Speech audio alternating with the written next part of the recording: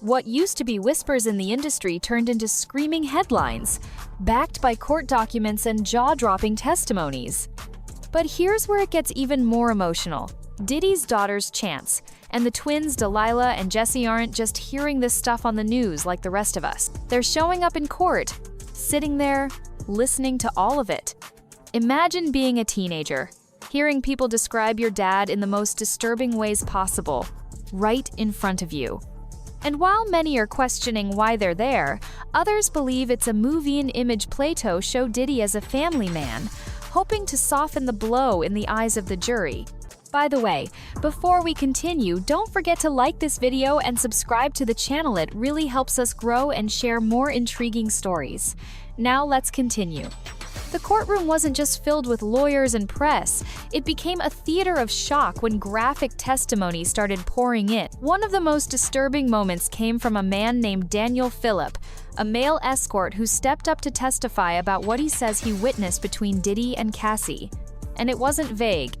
Daniel described in vivid, stomach-turning detail what went on behind those luxurious, heavily guarded doors. The second he started talking, you could feel the shift in the room. According to Daniel, Diddy's behavior wasn't just toxic, it was cruel, manipulative, and deeply twisted. He claimed that Cassie didn't just suffer quietly, she was forced into situations, made to entertain Diddy's fantasies with other people while he watched, directed, and controlled. And the worst part? That wasn't even the most graphic testimony to come.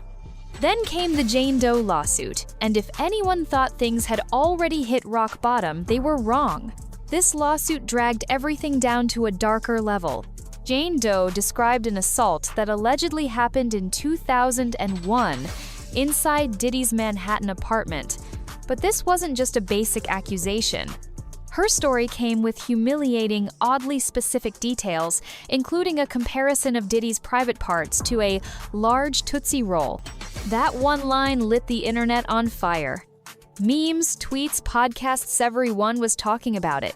But behind the viral moment was a serious accusation of control, assault, and humiliation.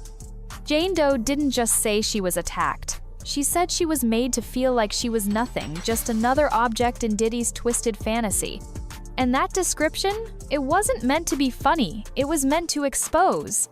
To paint a picture of not just violence, but of ego, of a man so obsessed with dominance that even the smallest, most bizarre detail became part of the humiliation. This part of the lawsuit sent shockwaves through Diddy's inner circle. People who once stood by him started to go quiet. Brands began reconsidering deals. And the image Diddy had carefully built over decades, mogul, music genius, charming father, started to crack. Not just from the lawsuit itself, but from how specific and unapologetic it was. He claimed this wasn't new behavior. He said he saw it, heard it, and in some cases had to clean up the mess. We're talking about years of secrets now being aired out in court.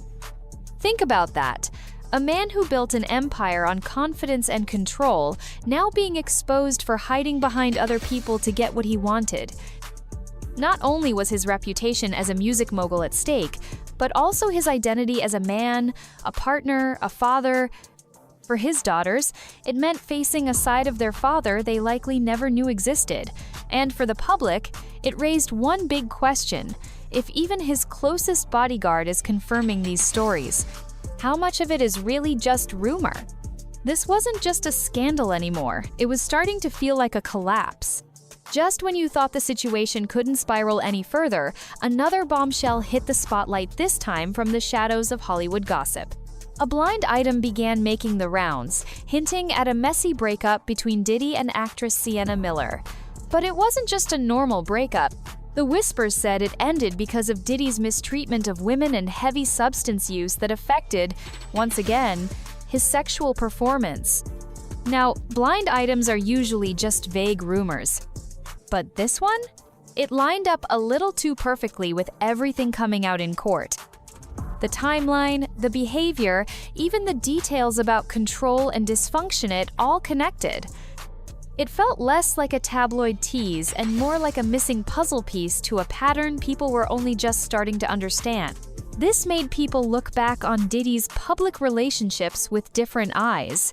All the luxury vacations, red carpet appearances, and sweet Instagram posts, were they just a cover for something darker? The kind of darkness now confirmed by lawsuits, witnesses, and personal testimony? What really caught people off guard was how many stories, once brushed off as gossip, now looked like warning signs, red flags ignored, secrets buried in glitz.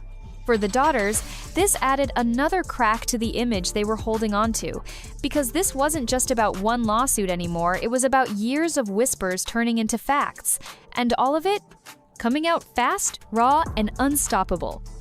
Amid all the chaos, pain, and scandal, Diddy's daughters made a rare move. They broke their silence with a public statement. In it, they defended their parents, especially their late mother, Kim Porter. Rumors had started swirling online, dragging Kim's name into conspiracy theories about her death. Some were suggesting foul play. Others said her passing was somehow linked to what was now surfacing in court. The girls weren't having it. They came forward saying those rumors were not only false, they were deeply disrespectful. They reminded the world that Kim was their mother, not a piece of gossip. They asked people to stop twisting her memory for attention or headlines. It was emotional, raw, and protective. For a moment, it looked like they were trying to shield whatever was left of their family's dignity. But even that statement raised eyebrows. Some saw it as brave, others saw it as damage control, something carefully crafted to steer attention away from Diddy and reframe the narrative around family loyalty and loss. Still, their message was clear. No matter what's happening with their father, they didn't want their mother's name dragged through the mud. Especially not now, when the public was thirsty for anything scandalous, and the headlines were getting more brutal by the hour. It was one of the few moments where the daughters seemed in control, but the storm was far from over. While the courtroom testimonies and lawsuits were tearing through Diddy's reputation like a wildfire, the media wasn't far behind. In fact, the media circus made everything worse, not just for Diddy, but especially for his daughters. Every courtroom photo, every leaked transcript, every teary exit from a hearing became viral content within minutes. Headlines didn't hold back. They used every shocking detail to drive clicks. From the Tootsie Roll comment to the escort testimonies, everything became public entertainment. And right in the center of it were three teenage girls' chants, Delilah and Jessie.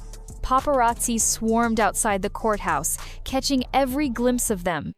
Online blogs speculated about what they were feeling, what they whispered to each other, and whether they would come back the next day.